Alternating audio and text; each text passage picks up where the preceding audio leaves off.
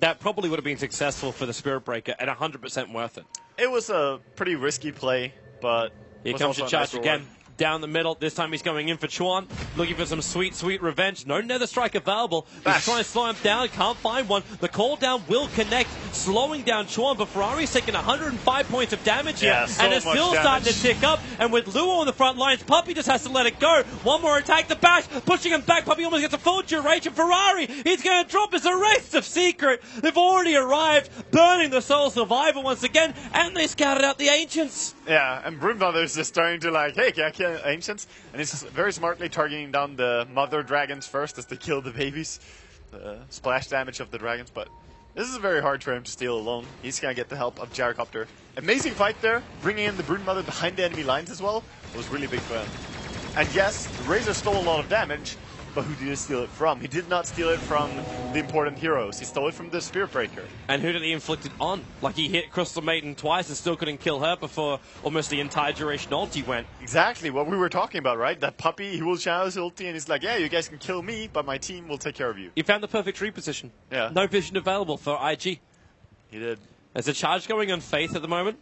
That's a long charge back from home, but Arteezy starts the call down once again. He will be popped, but look at Zai. He takes out Chuan. They move down to Faith, and then pushing, burning back. No blink available for him. And it's just 3-for-1 trade-off. Arteezy, he's almost playing this Gyro like he used to play the Drow Ranger. Yeah, pretty much, actually. It's very similar. And I like this way that Zai is playing his Broodmother. 6-0-1. He's like taking part of as many fights as he can. Just getting in there because he's hard to deal with. He's also rushing Manta Style to get rid of the track. Already finished. 15-minute Manta. Exactly. Very quick Manta Style there. So really, really nice for him. And they keep winning these fights. A lot of it is attributed to the Broodmother. Well, she's always there at the right time. And man, it actually kind of like gives me also flashbacks to the way that EG, like I know that's actually when TZ was playing his Drow Ranger in the mid, but the way like Sumail gets killed and then you're like, yeah, we're winning right now. Then you realize, oh wait, there's two other cores in this game that are doing some heavy lifting. Exactly. And there's you've already got you got a Viper with a mech.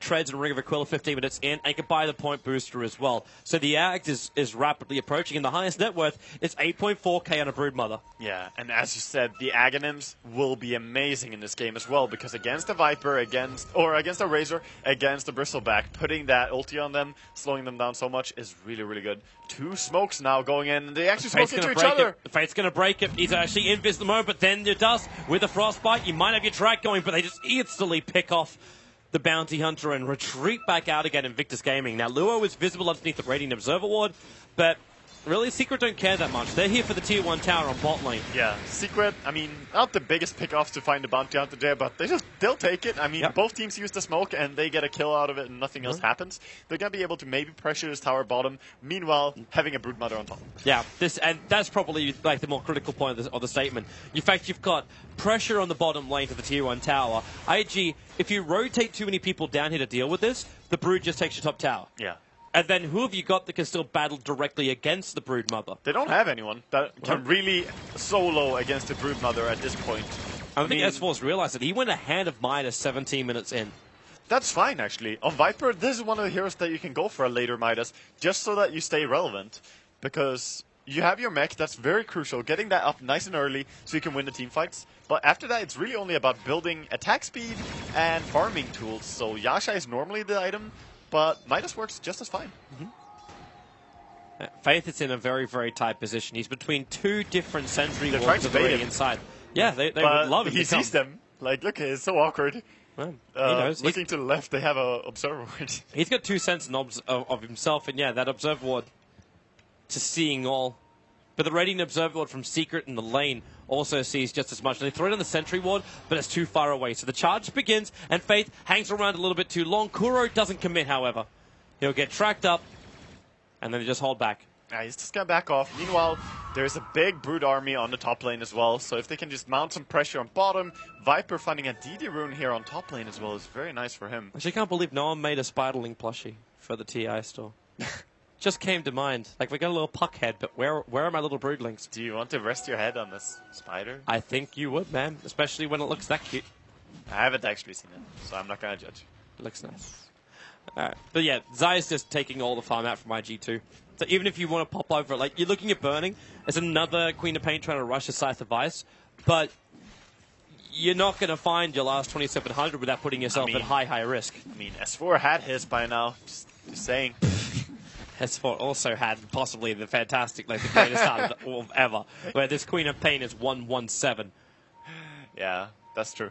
That's true. It's different games. Faith sees the sentry. What he wants to get rid of this. That is actually a very interesting stat. Average freezing field damage per player normally is around 1490, whereas Puppy more than doubles that in his average game. That is pretty cool. That might also be because of the people he plays with. I mean, like, you know, I don't want to care about the Crystal Maiden. I want to care about everyone else that's trying to kill me. Yeah, it could definitely be so. Other than him, I will just say that Ake is one of the players that understand how to position your Crystal Maiden so that you get really, really high value out of the freezing field. Because it's all about, as you said last fight, hiding between the trees, trying to put yourself where you're not in vision, and starting off the ulti. People will just realize, oh wait, I'm dying. Where's that frosty bitch? Zai. Faith's right behind him, so at least that'll reveal it, but they've got no way to kill him. Like, even if they try. Yeah, it's too hard. Since he has the Manta style available at all times as well, he can always just remove the track or he's going whatever. for Ferrari. That's a big Spiderling army right behind him. Starts off with the Insatiable Hunger, and Ferrari just so low. The Spires are chasing down a little bit further, but they move back over to Chuan. Sai going to get himself a little bit further away, but then again, he's going to kill Ferrari. 1 second and spawn Spiderlings. He just wants to regen. So hide in the tree lines. Ferrari will TP himself out to safety. And now Zai, with a little bit of time, he can actually kill off Chuan when Chuan retreats. This is actually hilarious. He would probably have killed him, actually, if he just held on to spawn Spiderling a little bit longer. Because it's a Razor, there goes the Purge. You get purged. And now Zai. Sees him? No, he's still on the other side of the tree line. He doesn't have vision there. Yeah. But bottom lane, they have vision there. Charge coming on Burning, so they can keep the vision when he blinks away. And that means you can get range of the Frostbite from Puppy, and that'll cancel the TP out. Burning, dead to the world. That was a nice pickoff for them as well. The kill going the way of S4, who's started to build up his Aghanims, and he's already halfway there. This Midas working out pretty well for him, as he's looking very good on his item progression mid now. Yes, Ferrari being charged, Zai with the Mana Star triggering out, and he's starting to link one of the illusions, but Puppy with the ulti going to go to work. Ferrari actually now moved down to throw Faith, and that's where your dust will trigger, and this is secret. The snowball has begun, and Tuskar was even banned. Yeah, this is really looking pretty grim already. Just the control that Zai has on this game, because no one can go up against him. No one can touch him. Yep. He has 4,000 gold after his Manta style. Now we can see that Necro book. Yeah, and Roshan could be a very easy pick here. Necro into Assault Cuirass would be a pretty normal build for a Manta style, but he's going to go for Radiance. Wait, what? This is nice. Or Abyssal Blade. You know, it's possible, but when you have Manta style, why not go for Radiance? Yeah, Radiance makes sense when you're just going to make life a living hell for... Like, Chuan will have no presence in this game. Yeah. If you wanted to go Abyssal, I think you go Basher first anyway. Like, YG, they're coming in to contest Roshan, but Roshan already dead before it starts. Call down. Luo well far out of position, and they're getting on multiple sides. We can't just keep his back turned on him the entire time. Sonic Wave will fly, even a double damage rune. Arteezy balls it up. He'll actually lose the Aegis to the Immortal. But he kept the DD. He did keep the DD. Oh, Spirit Breaker keeping up here, chasing after Burning, almost getting him 17. No chance for the 17%, but he can stay on the back of Faith.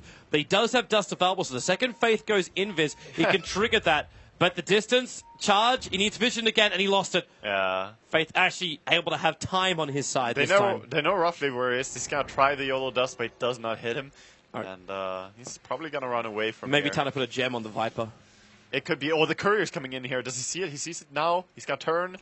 He goes for it. He got it. Got him. Sanjiasha was delivered at least to the gyrocopter, but they don't have enough vision against this bounty hunter. So, Faith doing a lot of work here. Is there a sentry? There's a sentry on the other side of the river. Yeah. But that's it. And Puppy, he's going to try and stack now, and he might think he's just screwed it up, but there's an observer wall that's blocking up that ancient pole. Oh, yeah. So he get... Actually, no, it doesn't. Oh, what? It doesn't block. It's too far to the west. Oh, yeah. If you place it a little bit to the right, it will actually block. It's misplaced slightly. Oh. That's a very good sentry ward spot, then. If you want to deward the Ancients, that's exactly what you want to put a sentry on, but not the if you want to block the Ancients. No.